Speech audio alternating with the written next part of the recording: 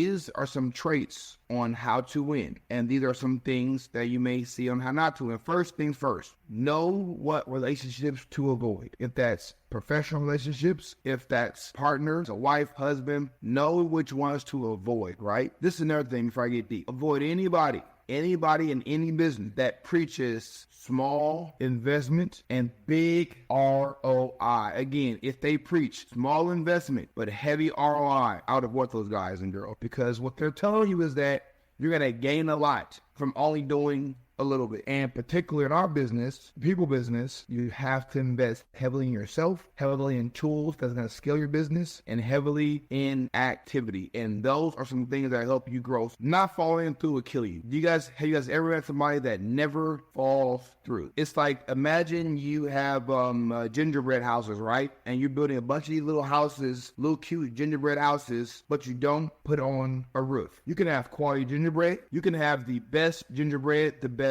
icing, the best candy, the best setup. Your gingerbread house can be made with more quality bread than any bread on the market. If you don't put the roof on the gingerbread house, you cannot sell that house for full price, right? So avoid the habit of not following through. How do you avoid that? By not overcommitting, right? How do you avoid too much clutter, right? Too much things to do, not enough time. Stop telling everybody yes. There's a book out there called The Power of the Word No. Great book. Hey, I can't say I can right now. If anything changed, I'll let you know. Hey, Claude, can you be here at 4 o'clock? Hey, Claude, can you give me a ride? Hey, man, I'm sorry. I can't say I can right now. I'm going to say no. If anything changed, I will let you know. If you don't start telling people no, to start telling yourself yes, you're going to find yourself looking up 10, 20 years down the line and playing the blame game. How you say it matters, but at the end of the day, if it comes down to you saying you're rude, to freeing up your time, to handling your goals that your family needs you to handle, I might have to say, I'm gonna say rude today, I'm gonna say sorry tomorrow. I gotta make sure I do what I gotta do for me and mine, because if you have kids, if you have family, you have a spouse,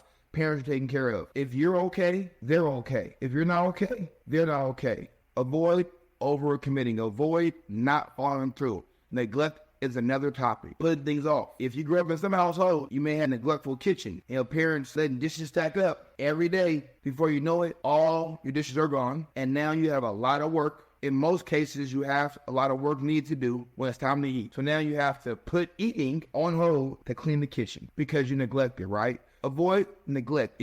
Neglect will harm you. And we know this, right? So why do you do it? Well, because it's easy to neglect. It's easy to put the things off in life. It's easy to just go, you know what? Let me do it tomorrow. Let me make the calls tomorrow. Let me do the deal tomorrow. Avoid neglect. Avoid not doing things in the moment. There's one thing I'm great at, is getting stuff done. I work off a list every single day. I might not get everything done.